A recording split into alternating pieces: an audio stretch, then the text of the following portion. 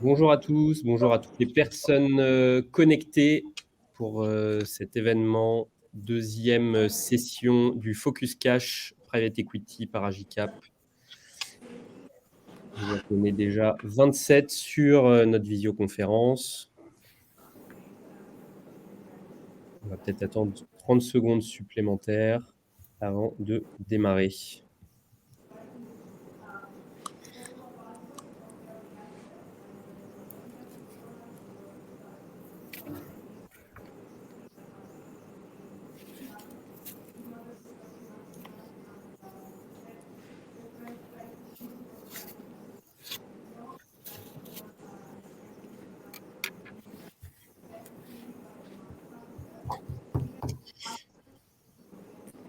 Alors, je vous propose qu'on démarre notre deuxième session de ce Focus Cash dédié au Private Equity par Agicap.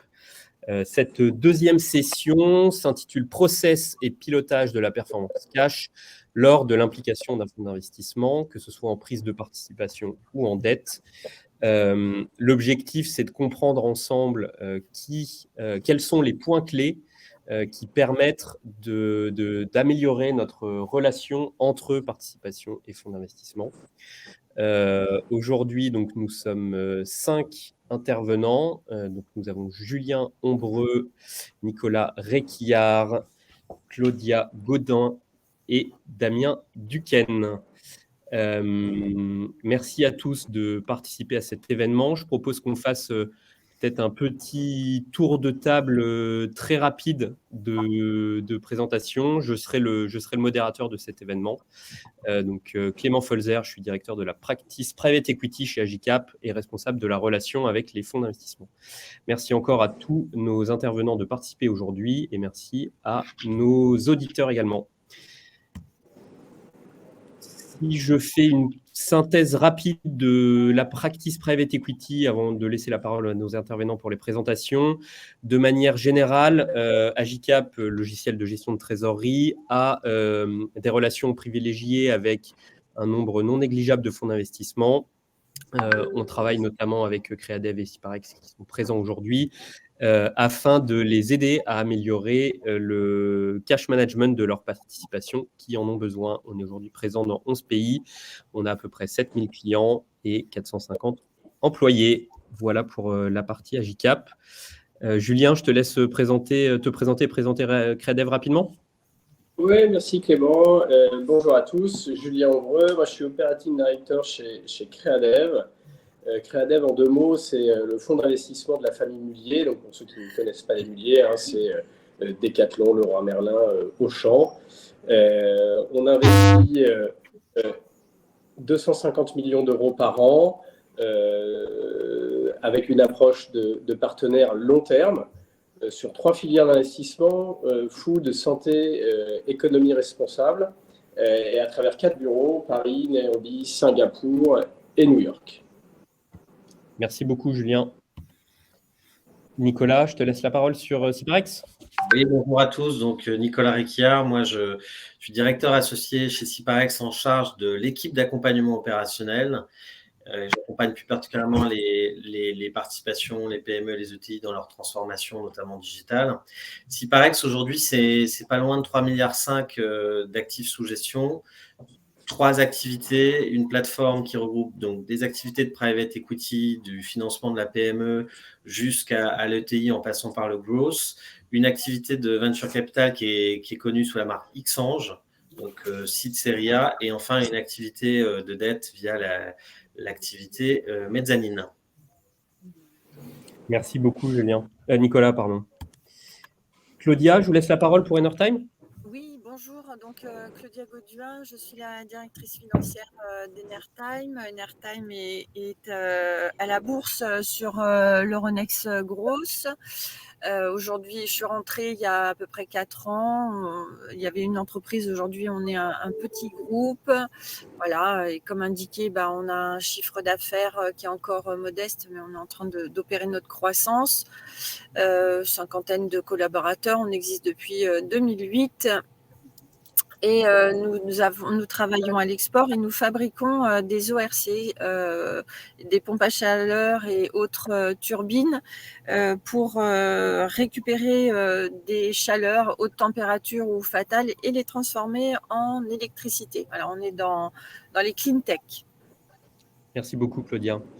Damien, pour finir ce tour de table. Oui, bonjour à tous. Damien Duquesne, donc directeur financier groupe de Visiative.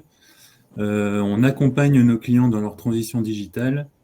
On le fait à travers 3 dynamiques. Une dynamique de conseil, donc un diagnostic pour établir la feuille de route de transition digitale. Une dynamique d'engagement, donc on vient s'engager avec le client pour déployer cette transition numérique à travers soit nos propres technologies ou des technologies partenaires, dont le principal est Dassault Systèmes. Et puis, une dynamique de connexion, où peut-être que certains connaissent l'entreprise du futur, où on anime des communautés de dirigeants pour aller créer des synergies autour des problématiques de transformation numérique. Merci beaucoup, Damien. Alors, pour tous ceux qui nous écoutent, donc les intervenants n'ont pas été sélectionnés au hasard sur notre thème. Donc, nous avons 2 personnes qui travaillent dans les fonds d'investissement et 2 DAF qui ont eu l'habitude ou qui ont toujours l'habitude de travailler avec des fonds d'investissement et qui nous partageront leurs expériences. Quelques rappels logistiques. Donc, ce webinaire est enregistré. Vous recevrez un replay à la fin du webinaire.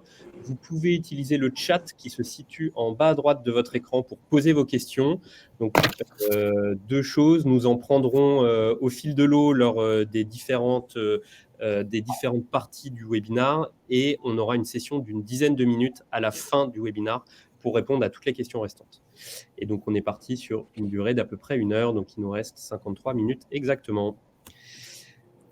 Le plan de ce webinaire, donc nous avons un webinaire en 3 parties. Dans un premier temps, on fera un rappel rapide du contexte actuel sur le marché du private equity, du venture capital et de la dette.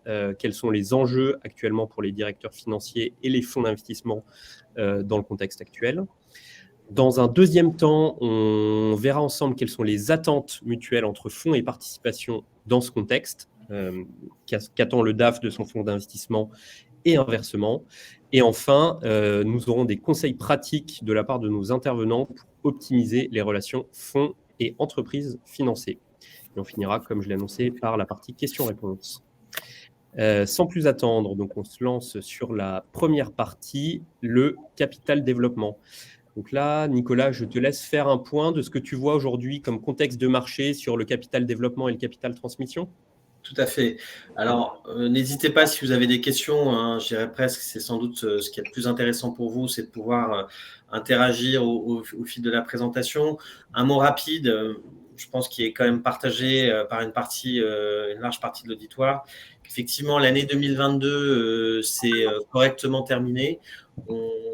On a anticipé une année 2023 qui va être plus complexe. Je ne vais pas forcément commenter dans le détail les chiffres. En 2022 et en 2023, on sait qu'il y a quelques secteurs qui sont en souffrance.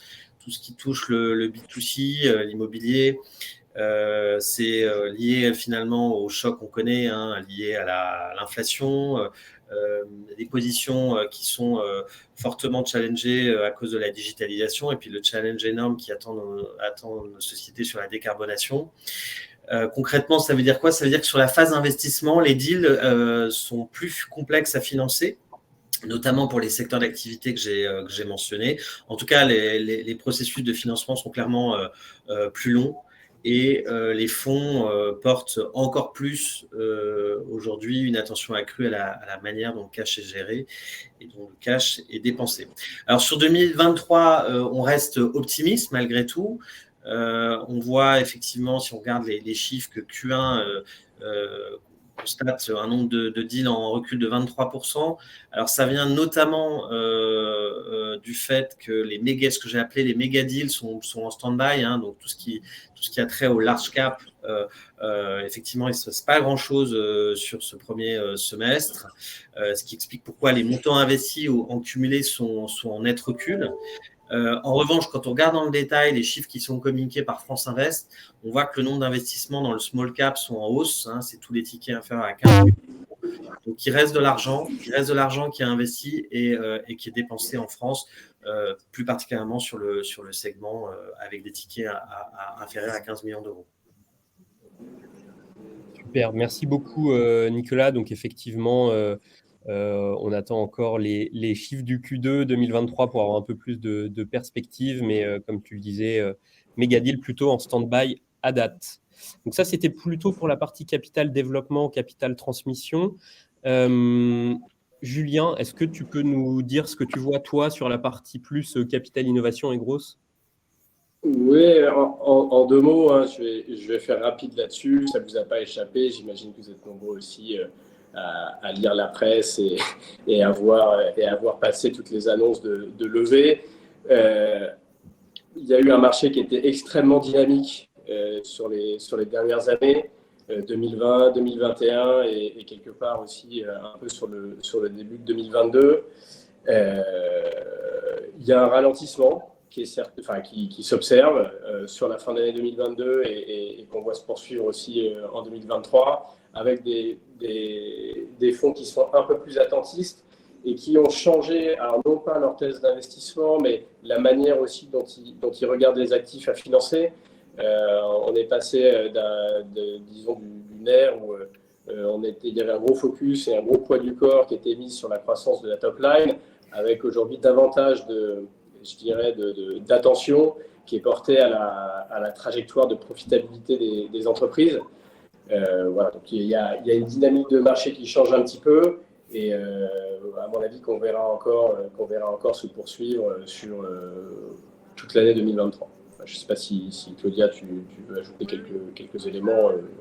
Je confirme totalement les dires. C'est vrai qu'aujourd'hui, en tout cas nous qui avons deux profils d'investisseurs, des investisseurs purs financiers et des investisseurs, des chefs d'entreprise qui souhaitent faire fructifier et investir, prendre des parts de capital dans une entreprise, on s'aperçoit que effectivement la trajectoire de l'entreprise est très importante pour eux et il y a il y a un durcissement, en tout cas, de la part des attentes des investisseurs, pardon. Oui, tout à fait, je confirme.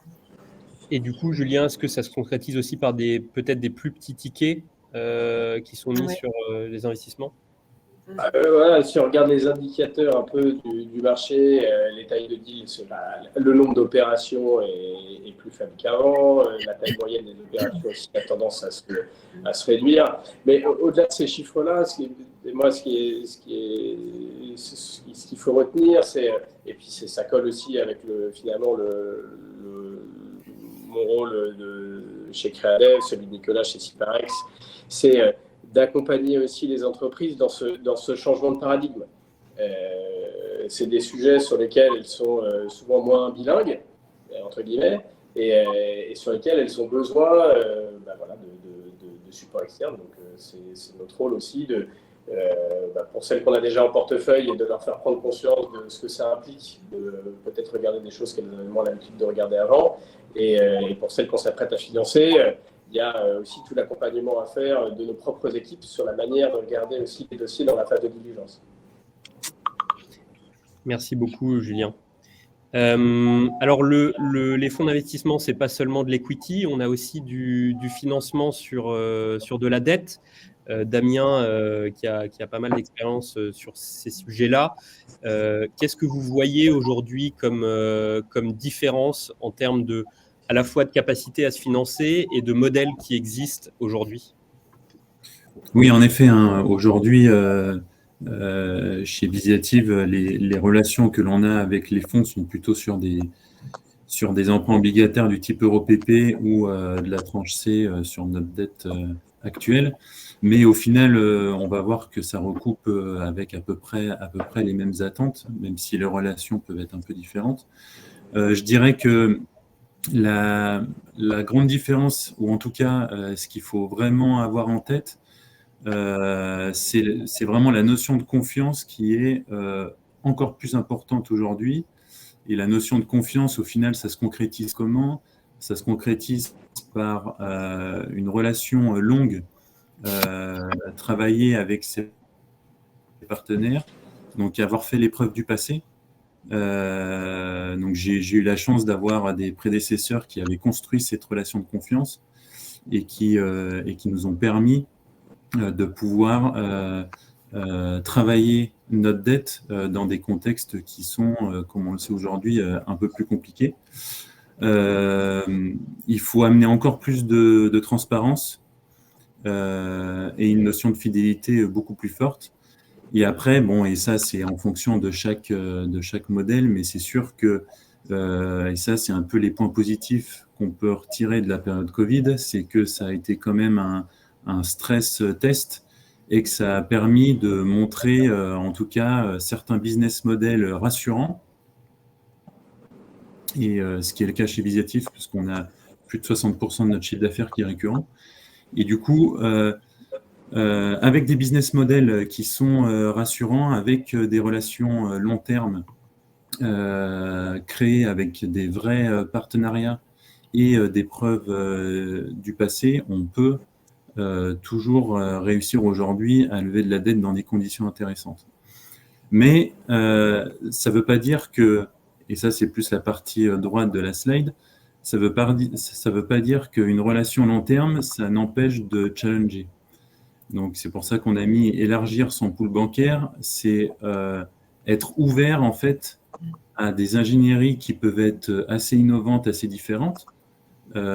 Typiquement, nous on a levé un PGE, on avait une partie amortissable du coup très très élevée, et refinancer de la dette dans ces conditions et aller chercher plus de dettes, c'est pas forcément évident.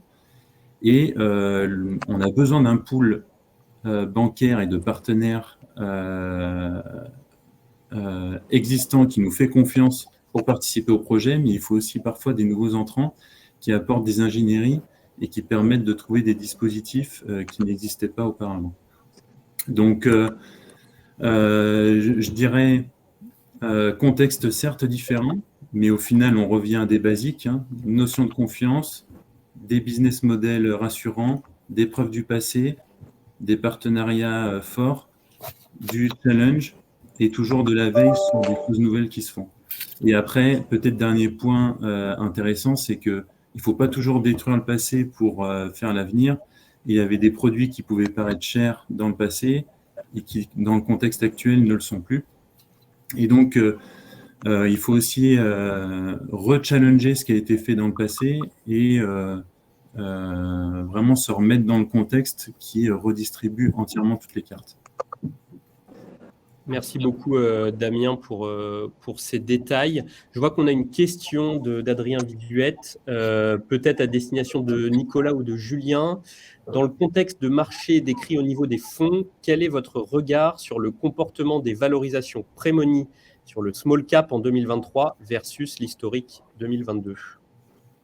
Alors, je vais répondre sur la partie private equity et du coup, je te laisserai Julien répondre sur la partie VC. Globalement, alors assez hétérogène selon les secteurs d'activité, hein, c'est lié à directement aux secteurs, on va dire, qui sont moins à la mode ou plus clairement dit en forte transformation, que sont par exemple le retail ou l'immobilier. Donc, dans ces secteurs-là, on voit effectivement des corrections, mais en moyenne, pour l'instant, on a un premier trimestre de recul. On reste sur des valorisations soutenues, avec un peu comme pour l'immobilier, c'est-à-dire que les entreprises, on va dire, qui sont bien rénovées, bien transformées, bien lancées sur les sujets actuels, celles-là, les valorisations restent à des prix soutenus. Et puis, celles où il y a eu plus de retard dans la transformation, que ce soit la transformation digitale ou RSE, on peut voir des décotes parfois. En tout cas, c'est sûr qu'il y a moins d'acheteurs, peut-être des fonds plus attentistes ou plus prudents sur les valorisations, sachant que le deuxième semestre 2023 pourra être plus compliqué en termes économiques pour des secteurs directement impactés par la transformation. Voilà, peut-être Julien. Là-dessus, En deux mots, mais ça va faire écho un peu à ce que je disais tout à l'heure. Disons qu'avant, il y avait les niveaux de valorisation étaient assez homogènes, je ne veux pas dire quelle que soit la performance de l'entreprise, mais globalement, l'entreprise était valorisée un peu en ligne avec le segment ou le secteur auquel elle appartenait. Et en fait, aujourd'hui, il y a globalement une baisse des valos, mais avec beaucoup plus d'écarts types, en fait, quand tu regardes les cas individuels. Celles qui ont pris un peu à bras-le-corps le sujet de la profitabilité, pour revenir dessus, eh ben, elles conservent des très bons niveaux de valorisation, là où celles qui sont un peu plus en difficulté de ce point de vue-là, souffrent un peu plus du retour à la normale des multiples. Donc, disons qu'avant, il y avait un contexte qui était porteur pour tout le monde, et aujourd'hui, le marché est plus sélectif, voilà, dans un environnement qui, globalement, du coup, baisse un petit peu. Et ce qui ne veut pas dire qu'il n'y a pas des entreprises qui s'en sortent très bien. Et pour compléter ce que tu dis, Julien, une fois de plus, de l'argent sur le marché, il y en a. Alors, on en parlera tout à l'heure, les banques, c'est plus compliqué, on en a un petit peu parlé, mais sur l'equity, il y a de l'argent, il y a eu des levées de fonds importantes dans les fonds d'investissement ces dernières années. Donc, du cash, il y en a pour soutenir les entreprises et accélérer leur développement. C'est juste qu'effectivement, pas à n'importe quel prix en fonction des secteurs d'activité. Et donc, avec un premium sur les entreprises qui ont su, on va dire, changer leur modèle pour aller chercher de la rentabilité, de ce que je comprends. Alors, merci pour cette petite partie introductive sur les tendances de marché. Peut-être un point pour vous, Nicolas et Julien, qui sont l'émergence d'une nouvelle tendance. On en parle beaucoup en ce moment sur le poste d'operating partner au sein des fonds. Est-ce que vous pouvez nous expliquer un peu quel est votre rôle, comment vous accompagnez les entreprises et quelle est votre valeur ajoutée ? Oui, je ne sais pas si peut-être je démarre sur la définition puis je te laisse compléter, Julien. Alors, operating partner, déjà, c'est quoi ? C'est en bon français, ça veut dire partenaire opérationnel.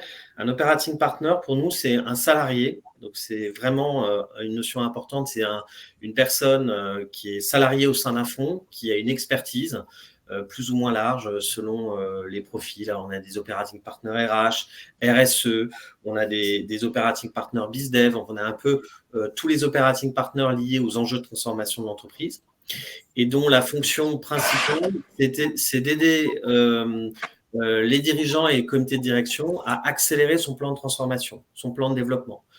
Sur la partie VC, son plan de transformation sur la partie private equity. Alors, une fois qu'on a dit ça, effectivement, c'est une fonction qui est relativement récente dans le sens où elle existe depuis 5 ans chez Syparex, parce que moi, avant, j'avais un parcours dans le digital et dans la tech avant de rejoindre Syparex là-dessus. Mais il y a des fonds en France, que ce soit en private equity ou en VC, qui ont des operating partners depuis près de 10 ans.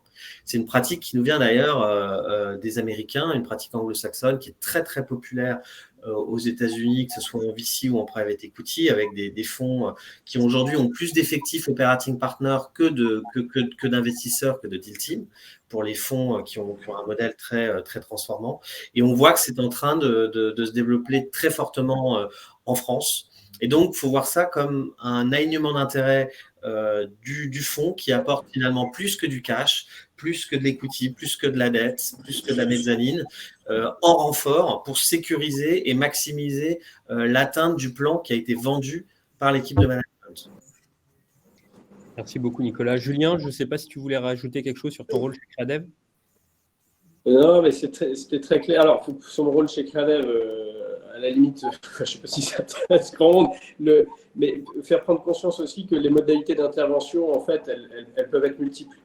Et la réalité derrière la fonction peut être assez différente d'un fonds à un autre. Il y a Nicolas a mentionné à la fois la taille des équipes, les profils qui la composent. Il y a aussi les modes d'intervention qui peuvent varier. Il y a des fonds, alors c'est généralement aussi assez lié à la stratégie d'investissement du fonds, Majo, Mino. Est-ce que j'investis sur des actifs qui se portent bien ou est-ce que je fais plutôt du distress que du retournement? Auquel cas, il y a la volonté d'être un peu plus ou moins opérant suivant les cas. Mais juste pour que vous ayez ça en tête, il y a dans certains cas des operating partners qui qui sont très interventionnistes et qui sont en capacité de porter un peu des sujets eux-mêmes directement auprès de l'entreprise. Il y a un rôle aussi qui consiste à être plus en miroir, à faire les bonnes mises en relation, à faciliter la vie du dirigeant, de son comité de direction. Voilà. Il y a presque autant de réalité que d'operating partners dans les fonds d'investissement. Et on a une question de Karine. Est-ce que les indicateurs RSE sont scrutés dans les deals actuels ?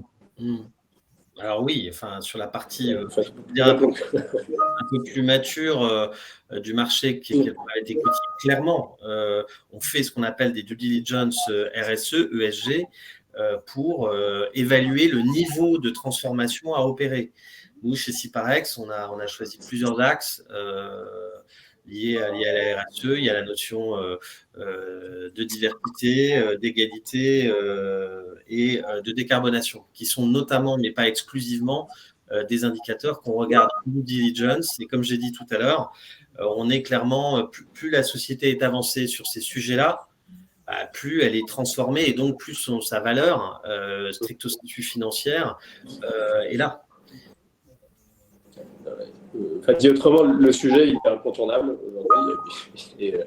Et nous, c'est même en natif dans notre thèse d'investissement. C'est-à-dire qu'on ne regarderait pas un sujet si on n'est pas convaincu de son impact. Et je pense que même des acteurs qui ne sont pas ouvertement des acteurs d'investissement impact, aujourd'hui, ça fait partie de la queue de lecture de tous les dossiers qui sont regardés. Ok, merci beaucoup.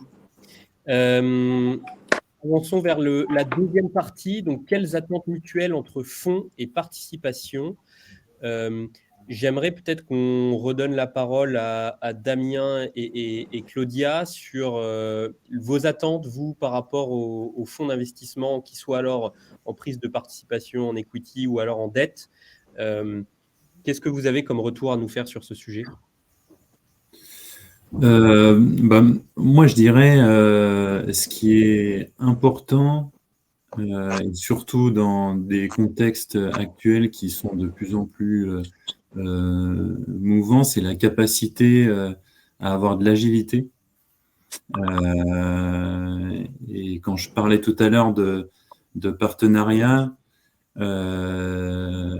c'est la capacité à avoir, alors en fonction du modèle, soit de la doc bancaire, soit impact, etc., qui quand même conserve une certaine agilité à pouvoir faire certaines évolutions, à avoir une certaine autonomie sur certaines décisions.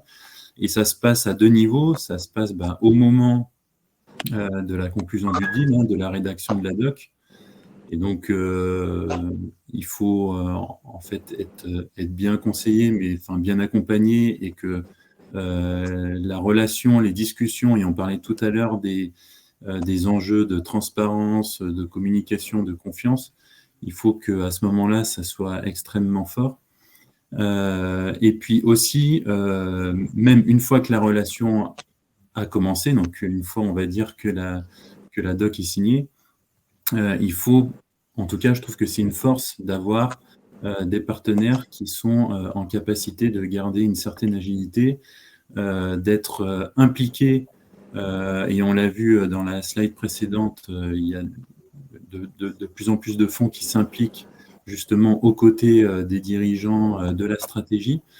Et ça, c'est quelque chose de super, puisque ça permet d'apporter plus de transparence et justement derrière d'agilité dans les décisions qui peuvent être prises derrière. Donc, je dirais numéro 1, agilité, et numéro 2, et ça recoupe un peu avec la question qu'on a eue sur parce que moi, je pense à un exemple sur la RSE, c'est la capacité d'avoir une proactivité de ces partenaires-là pour nous amener du benchmark, nous amener des bonnes pratiques, nous amener à nous challenger. Typiquement, nous, on a une démarche RSE qui est, on estime, assez poussée, mais au final, est-ce qu'elle l'est vraiment ? C'est compliqué, c'est quand même quelque chose de nouveau. Et donc, j'attends beaucoup de ces partenaires-là à être challengés et à être benchmarkés par rapport à des acteurs du même secteur. Donc pour vous, Damien, agilité, expertise, de ce que je comprends. Claudia. Damien, agilité, expertise. Alors, l'expertise, certainement. Nous, on est peut-être... certainement. J'ai un écho, hein, je suis On désolée. est peut-être... J'ai un écho, hein, je suis désolée. Ça doit être mieux là. Oui, c'est mieux. Alors, effectivement, au niveau des reporting, alors nous, c'est peut-être un petit peu particulier, je ne sais pas, je le vis un petit peu différemment parce qu'on a vraiment... on a 3 types d'investisseurs. On a vraiment du pur financier qui vont nous apporter, enfin en tout cas pour moi, du cash, voilà. Et puis quelque part, le deal, c'est il nous apporte du cash et puis nous, on rémunère l'argent, finalement, le coût de l'argent. Et il se passera pas grand-chose de plus en réalité.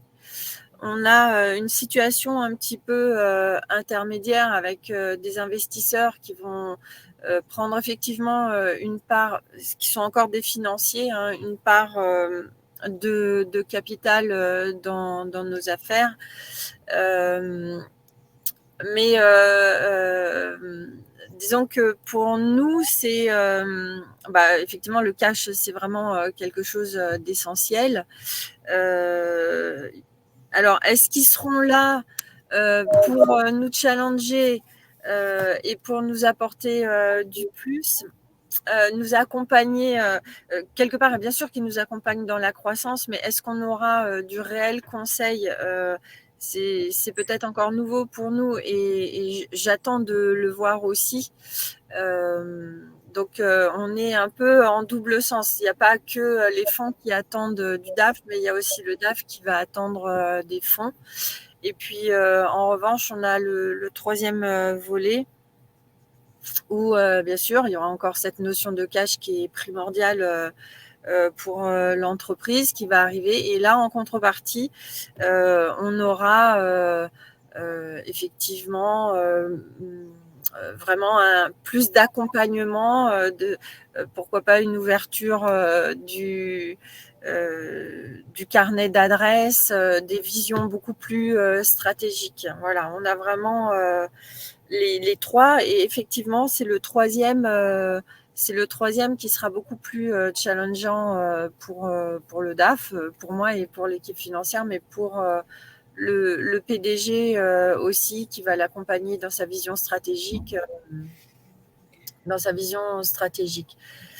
Donc c'est vraiment, c'est pas à sens unique. On est vraiment dans le double sens, dans le double. Bien sûr, tout à fait. Et du coup, de l'autre côté de la barrière, Nicolas. Oui, peut-être pour rebondir sur ce que dit Claudia, effectivement, je tiens quand même à préciser que il n'y a pas des operating partners dans tous les fonds. Ça reste encore une fonction relativement nouvelle qui ne s'est pas commoditisée dans tous les fonds d'investissement. Donc, effectivement, quand vous faites rentrer au capital un fonds, assurez-vous bien que la promesse commerciale qui est évoquée lors des due diligence, la phase de séduction du fonds envers la participation, soit bien incarnée, réalisée. Quand tu parles, Claudia, de mise en relation commerciale, quand tu parles d'accompagnement à l'identification de croissance externe ou même de croissance organique, voilà, quand il y a un operating partner, j'ai envie de dire, ça participe à sécuriser, puisque nous, notre job, il est full-time dédié à ces sujets-là. Voilà, nous, on n'est pas là pour faire des deals. On peut accompagner l'investisseur à décrypter un deal. Julien en a parlé. Mais nous, notre job, c'est 100% tourné vers l'accompagnement quand il y a un besoin du DAF ou plus globalement du dirigeant. Je dirais un mot sur les attentes des fonds envers les DAF. Je pense que c'est la notion de proactivité. Et j'apprends rien aux DAF puisque c'est quand même dans leur ADN d'anticiper, notamment sur la gestion du cash, mais savoir analyser les causes profondes d'un ralentissement, de difficultés commerciales, financières, ça fait partie effectivement des attentes des fonds d'investissement, et puis derrière, d'être en capacité de délivrer ce qui est proposé par le comité de direction de la participation, donc exécuter et suivre les plans d'action Bien entendu, le fonds est là aussi pour apporter des réponses à des interrogations ou enrichir la réflexion, mais c'est bien le DAF et le dirigeant qui sont à la manœuvre, qui sont à la barre de la gestion d'entreprise, pas le fonds, même quand il est majoritaire. En tout cas, nous, c'est notre vision chez Syparex. Quand on investit dans une boîte, on investit dans la qualité du management qu'il a à gérer de manière autonome son entreprise. Nous, on est là pour apporter un regard externe, compléter une vision, parfois challenger, évidemment, mais toujours dans la confiance qu'on a placée dans l'équipe de direction. Donc, effectivement, pas seulement du reporting financier, mais un plan d'action analysé, suivi et qui donne de la vision sur… Alors, Julien, je crois qu'on a un peu d'écho de ton côté, mais je vais te laisser la parole si tu veux compléter. Enfin, il y a un mot qui est important là-dedans, qui est au tout début, qui est avoir un dialogue. Enfin, le support, généralement, qui sert d'échange entre le DAF, c'est le reporting. Ça doit être un support à l'échange. Donc, comme le disait Nicolas, ça ne peut pas juste être des chiffres. Il faut qu'il y ait le bon niveau d'explication. Nous, notre rôle, c'est d'aider les entreprises dont on est actionnaire. On peut les aider simplement en regardant des chiffres, mais on a besoin de comprendre ce qu'il y a du terrain. Donc, le RSE, un volet un peu plus opérationnel, la nécessité d'élargir le reporting au-delà du financier pour justement être capable de traduire les chiffres en cause racine et derrière en action corrective et donc en plan d'action à suivre dans la durée. Merci beaucoup, Julien.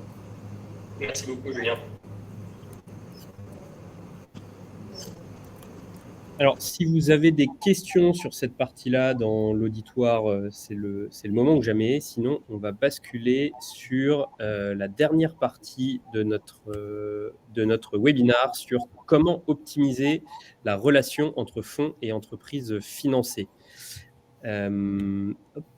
Donc, on a un premier point que vont nous détailler Julien et Nicolas, mais sur le pilotage financier, on a un peu déjà parlé, mais plutôt le tourner vers l'avenir que par le passé. Qu'est-ce que ça veut dire concrètement pour toi, Nicolas ? De manière assez simple, parce que je pense que l'auditoire est quand même assez familier avec cette problématique-là. Effectivement, tout le monde a constaté depuis de nombreux mois la remontée des taux, donc ça complexifie la recherche de financement en dette et son coût. Donc, effectivement, il faut être au plus proche, si pas day-to-day, en tout cas de manière très en proximité maximale sur le pilotage du cash, à la fois pour limiter les besoins et puis surtout pour rassurer les financeurs, hein, comme dit l'adage, on ne prête qu'aux riches.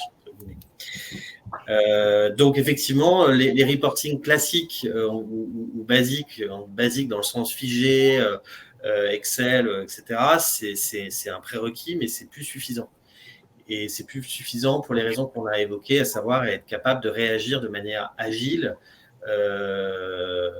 jour même, si on se rend compte qu'il y a un gros sujet qui peut mettre en difficulté l'entreprise par rapport à la gestion de ce cash. Je ne sais pas si Julien, tu veux compléter ?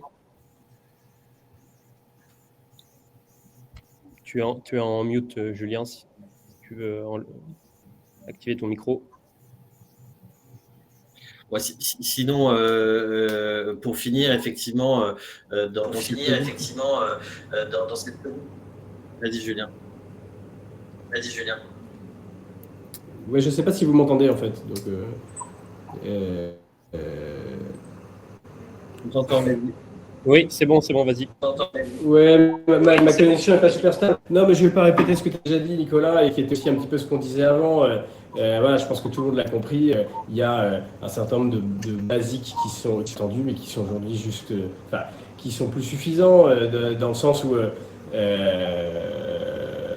comme le disait Nicolas, On a besoin de tous améliorer notre compréhension de ce qu'il y a dans vos entreprises pour être en capacité de mieux les financer. Parce que justement, on va plus seulement regarder une performance top line, mais essayer de se rapprocher après de ce qui se passe derrière, ce qui se passe en coulisses, pour pour être tout simplement rassuré dans votre décision ou d'investir ou de réinvestir. Et ça, à mon avis, c'est un élément bien à avoir en tête parce que finalement, le rôle du DAF, c'est quoi? C'est de nouer la relation de confiance avec son actionnaire existant ou à venir. Et de ce point de vue-là, c'est l'interlocuteur clé. Merci Julien. Donc effectivement, besoin de s'équiper pour pouvoir identifier les signes avant-coureurs. Ça, c'était un point important, je crois, pour toi, Nicolas, vraiment essayer de piloter en live, la partie, notamment cash. Absolument, hein, pour les raisons qu'on a évoquées, à savoir identifier les signes avant-coureurs, les décalages. Ça, c'est vrai qu'on a. Je sais pas si Julien peut occuper son micro. Et identifier les signes les décalages plus rapidement qu'avant. Si on doit plus rapidement, en fait, c'est cette notion d'agilité, hein, de time to market, c'est qu'effectivement, on demande à nos DAF d'être en capacité de réagir plus vite compte tenu du contexte qui a changé en 12 mois. Merci. Concrètement, comment vous y prenez, Damien et Claudia, pour faire ça? Il y a encore le micro là. Il y a... Voilà, c'est bon. Peut-être c'était... Ouais, peut-être juste pour rebondir là-dessus, tourner le pilotage financier vers l'avenir plutôt que le passé. Je dirais quand même qu'il y a une chose hyper importante quand même en première phase, c'est que pour savoir où on va, il faut savoir d'où on vient. Donc, il est quand même important de garder en tête qu'il faut aussi analyser le passé, parce qu'il y a par exemple des indicateurs, en tout cas que j'estime importants, qui est la connaissance, par exemple, de sa saisonnalité, la connaissance de son minimum de cash que l'on doit avoir disponible tout au long de l'année pour avoir une gestion sereine de son entreprise. Et du coup, à côté de ça, de savoir aussi tout ce qu'il y a au-dessus, la capacité aujourd'hui d'investissement qu'on peut avoir, enfin de placement plutôt, de placement qu'on peut avoir, surtout avec les taux qu'on connaît aujourd'hui, les enjeux de placement sont d'autant plus importants.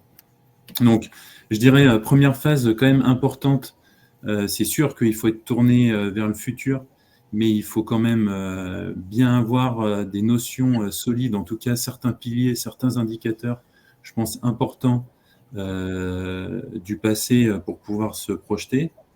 Et après, oui, de le construire en plusieurs phases. Et ça, d'ailleurs, c'est ce qu'on met en place avec Agicap en ce moment dans le projet, hein, c'est d'avoir une phase de projection, on va dire, à plutôt court terme par le biais des informations qui remontent de l'ERP, donc les balances AG clients fournisseurs, et donc d'avoir une capacité à se rassurer et à se projeter à court terme, et puis une capacité derrière à se projeter long terme avec des vues glissantes sur 12 mois, et donc là d'incorporer le budget et de traduire ce budget-là en impact cash, et donc pouvoir là amener vraiment de la vision, de la visibilité, et du coup des capacités à se projeter beaucoup plus loin. Vous le faites à quelle fréquence, ça, Damien ?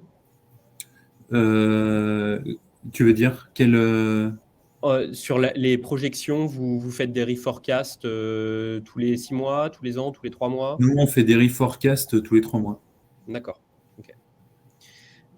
Et donc, du coup, on notait troisième point, la capacité à simuler aussi des différents scénarios pour anticiper des difficultés ou alors des investissements, des recrutements? Oui, alors là, on n'est pas encore assez avancé dans le projet pour le faire, hein, parce que c'est sûr que pour réussir à faire ça, il faut avoir quand même une solution digitale, comme par exemple Agicap pour le faire. Donc là, comme on est en phase du projet, on n'a pas encore testé cette partie-là.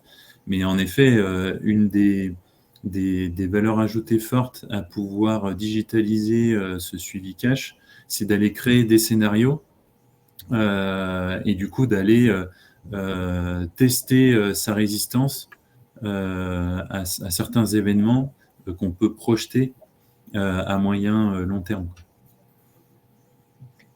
Et donc, c'est toutes ces choses-là qui amènent derrière de la transparence, des capacités de communication, parce que les outils digitaux permettent aussi d'avoir des représentations graphiques beaucoup plus faciles à communiquer, et du coup d'amener de la transparence et une relation beaucoup plus fluide avec les fonds et les partenaires.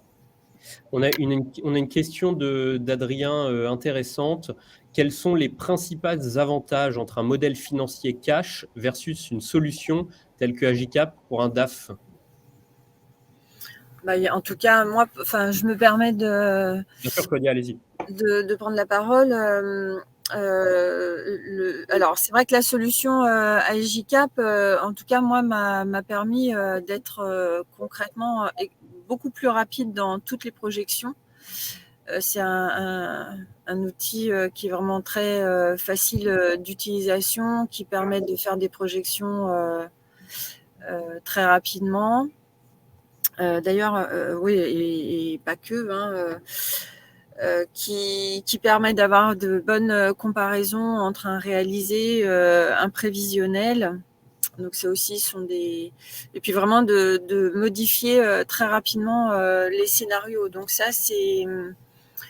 La présentation aussi est un plus parce qu'effectivement, quand on transmet nos projections, alors nous, on est à 12-24 et même plus, 12-24 mois et voire 36 à des institutionnels,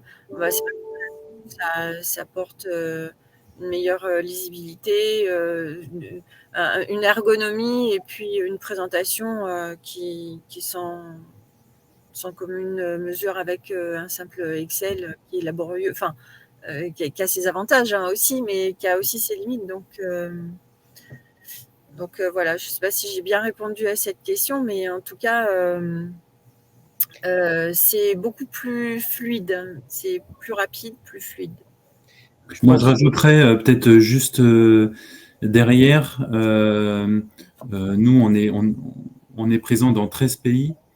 Donc, quand on veut impulser, et c'est ce que j'essaye de faire depuis maintenant 1 ou 2 années, une culture cash, alors qu'on était sur une culture du chiffre d'affaires pendant beaucoup d'années. L'outil digital permet de façon assez concrète et assez rapide de fédérer, en fait, en tout cas, tous mes financiers dans chaque pays autour d'un projet commun, autour d'un outil du coup qui est relié en centrale avec en plus des règles qu'on définit de façon commune. Donc je dirais que c'est aussi en termes de management et pour fédérer une culture cash très forte, un outil qui est très performant de ce côté-là. Merci Damien. Je pense que la partie analyse automatique du réel versus le prévisionnel, c'est aussi des choses que vous recherchez, peut-être Nicolas et Julien, quand tu disais essayer d'identifier les signes avant-coureurs. Cette partie-là, c'est des sujets sur lesquels vous pouvez être friand en tant que fonds.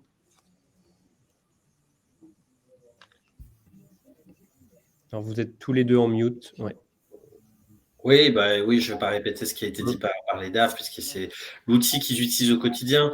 Nous, c'est vrai que le type de solution proposée par Agicap, on on le propose à nos participations au travers du partenariat qu'on a noué avec Agicap, avec un avantage exclusif, parce qu'on a considéré que c'était un des outils les plus adaptés au quotidien et du DAF, et plus spécifiquement sur la gestion du cash, oui.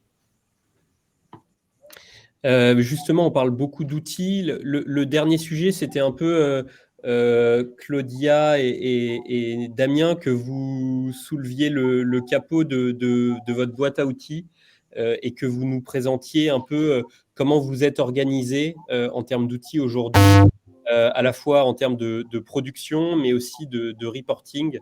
Peut-être, Claudia, je te laisse la parole d'abord.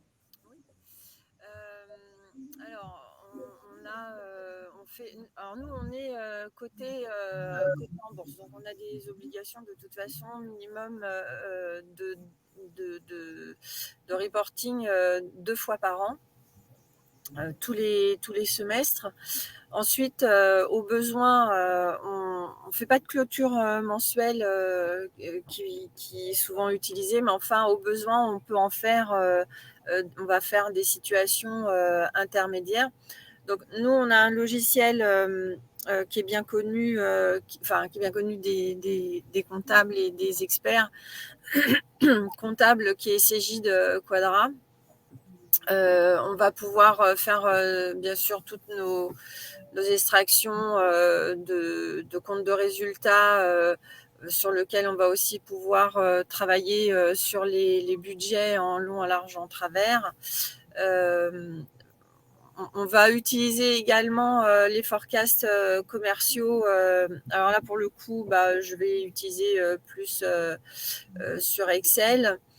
Et puis, nous, on utilise, et ça, c'est une volonté du PDG, on va avoir un cabinet de communication financière à qui on va donner un certain nombre d'éléments sortis de nos comptes et sur lequel on va faire également nos projections à partir de nos forecasts commerciaux.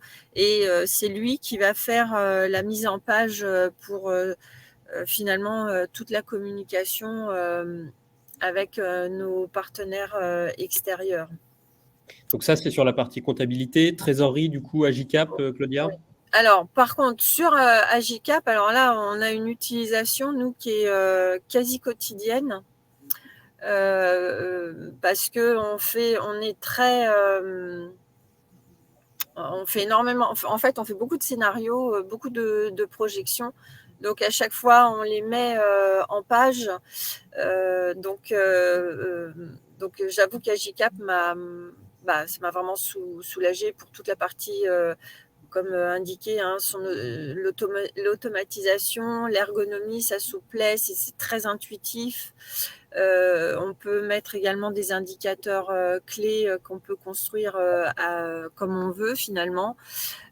Et vraiment moi je peux attester entre l'avant et après Agicap une facilité d'extraction et une mise en page du coup qui est propre, qui est professionnelle, que ce soit par courbe ou une vision sur plusieurs mois. Donc ça chez nous, c'est vraiment la trésorerie, c'est du quotidien. Alors, je crois qu'on a répondu en partie à une question de Joséphine. Il y a juste un point. Chez vous, Claudia, combien de personnes utilisent Agicap? C'était une partie de sa question. Alors, on est 3 à pouvoir l'utiliser. Enfin, moi, j'ai souhaité que ce soit ouvert à plusieurs personnes. Elles ont été formées, responsabilisées. Et donc, on est 3, moi inclus. Merci. Peut-être, du coup, Damien, si vous pouvez nous partager un peu, vous, votre boîte à outils et du coup, par rapport à la question de Joséphine, combien de personnes l'utilisent, Agicap, à quelle fréquence? Oui, alors sur la partie compta business, donc nous, on utilise QlikView qui permet d'analyser chiffre d'affaires, marge avec un certain niveau de granularité, marge par affaire, par typologie de modèle, etc. On a ensuite GDocs, qui est notre BI, qui permet de modéliser mensuellement notre PNL conso par entité juridique ou comme on veut le voir, donc du chiffre d'affaires jusqu'à l'EBITDA. Et c'est là aussi où on rentre notre budget qui est en cours de connexion avec Agicap d'ailleurs, pour le traduire en vision cash. Et après en ERP, on a NetSuite, solution d'Oracle. Et concernant Agicap, donc là on est en plein projet, hein, donc on va dire aujourd'hui on a connecté toutes les entités françaises.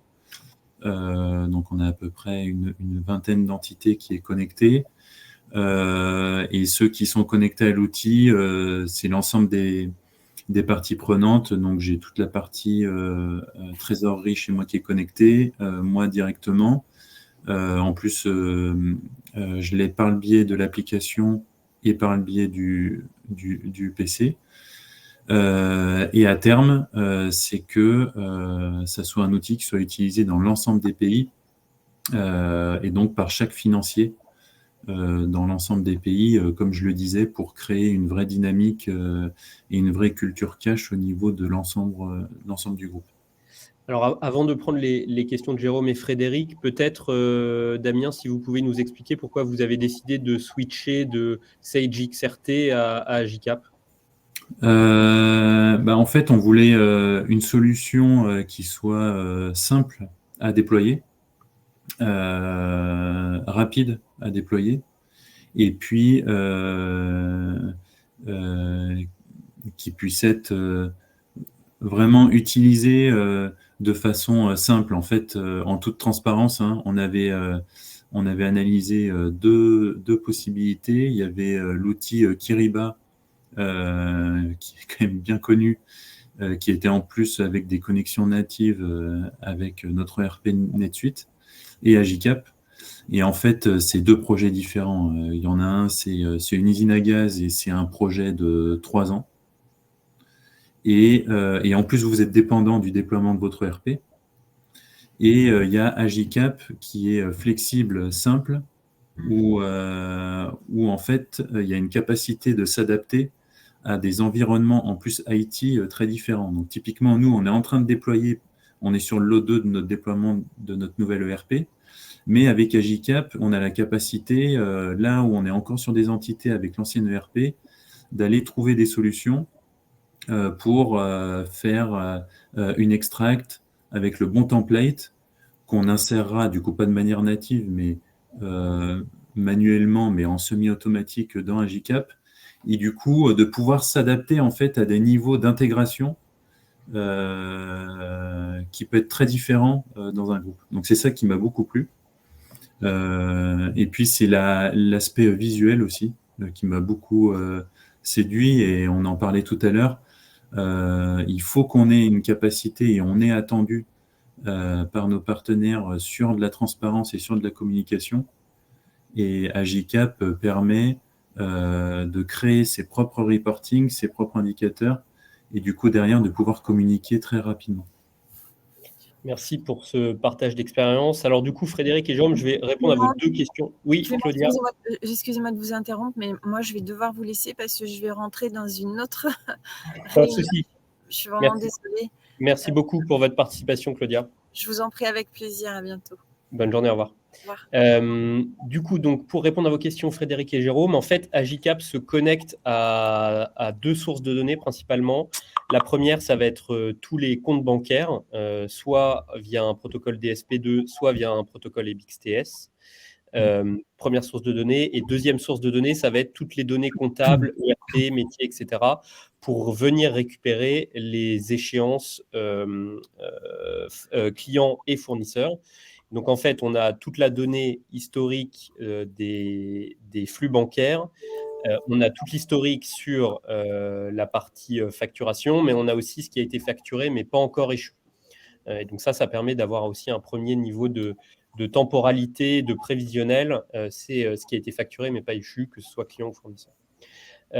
Ensuite, Jérôme, pour répondre à votre question, effectivement, une fois que qu'on a récupéré l'historique sur la partie bancaire, mais aussi sur la partie ERP, on va pouvoir, grâce à la remontée de ces informations, générer des analyses de génération de cash flow, de TFT, etc. Donc, il y a beaucoup de tableaux de bord qui sont possibles à mettre en place sur des thématiques de trésorerie via l'analyse de toute la donnée qui a été remontée automatiquement via nos connexions natives. Et Frédéric, sur la partie prévisionnelle, du coup, donc 2 échéances temporelles, une échéance plutôt court terme avec la remontée des engagés, donc des factures non échues de l'ERP, et une donnée et une temporalité plutôt long terme, où en fait on va venir construire dans Agicap, grâce à du machine learning, de l'intelligence artificielle et de la construction de scénarios, un atterrissage plutôt long terme. Donc, court terme, on va dire plutôt entre 3 et 6 mois, et long terme, quand il s'agit de faire des prévisions sur plus de 6 mois, en se basant sur des données d'historique qu'on va venir pouvoir modifier en appliquant de la croissance, etc. etc. Je vois qu'il est déjà 11h. Peut-être on a le temps de prendre une dernière question si quelqu'un a une dernière question. En attendant, je voulais remercier chaleureusement donc nos intervenants, que ce soit Nicolas de Ciparex, Julien de Créadev, Damien chez Visiative, et puis du coup Claudia d'Enertime qui vient de nous quitter. Merci beaucoup pour votre retour d'expérience, pour votre expérience tout court. Avec plaisir pour continuer à échanger. Je vois que Jérôme a une dernière question très importante. Une démonstration de l'outil est-elle possible? Donc ça, c'est des questions qui me parlent. Effectivement, les démonstrations sont tout à fait possibles. Ce que je vous invite à faire, c'est vous rendre sur le site d'Agicap, où vous pouvez demander directement en live une démonstration. Sinon, ce que je peux faire, c'est que je vous mets également mon adresse email dans le chat et vous pouvez me contacter directement par adresse email. C'est peut-être plus simple que sur notre site internet. Voilà, merci beaucoup à tous pour votre présence aujourd'hui. Le replay du webinar va vous être envoyé dans les minutes à venir. Et encore une fois, si vous avez d'autres questions, n'hésitez pas à revenir vers moi par email ou alors sur notre site internet. Bonne journée à tous. Au revoir. Au revoir.